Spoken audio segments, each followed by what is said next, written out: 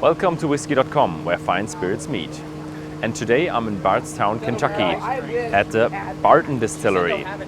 Very nice old distillery, and the cool thing is the tours are for free.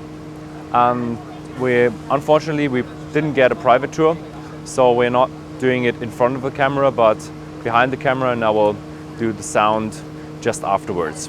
The Barton Distillery was sold pretty often, and in 2009 it was sold to the Cesar company, who renamed it to the Barton Distillery. And here we see an 18-wheeler unloading the grain for the production. Every truck is inspected for quality, and if you don't have too many bacteria or molds or any other substances within the grain, then the quality is right and the truck is ready to unload, and the grain gets to the distillery. Unfortunately, the distillery is not that focused on tourists yet, and so we can't enter the boiler room where the mash is being cooked. One specialty about the Barton Distillery are the fermenters.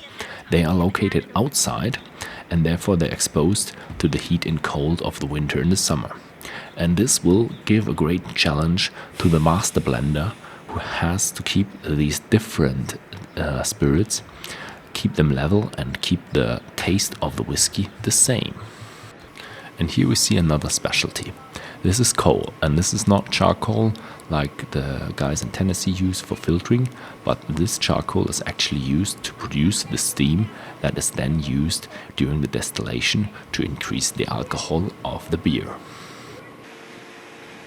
And this is the machine room where water and coal produces the hot steam for the column still. Here we see the column still. At about 2/3 height, the beer is entered, and you also enter the steam from the bottom, and that then splits the alcohol from the beer. The warehouses of Barton are on site, so you don't have to travel that far from the distillery to the warehouses. And while we walk through the warehouses, you see that there is something on the casks. You can't really see the staves, and that is the distiller's mold. There is actually mold growing on the cask. But this is not dangerous for the cask or the whiskey inside the cask, and doesn't affect the cask at all. And here we enter the middle of the warehouse, where we have a pendulum that shows how crooked a warehouse is, and if the warehouse has to be loaded on a different. And here we see some leakage. That is actually not that bad, because the leakage stops itself because the whiskey caramelizes. Thank you for watching, and if you think that your friends may like this video as well, then please share it on the social media.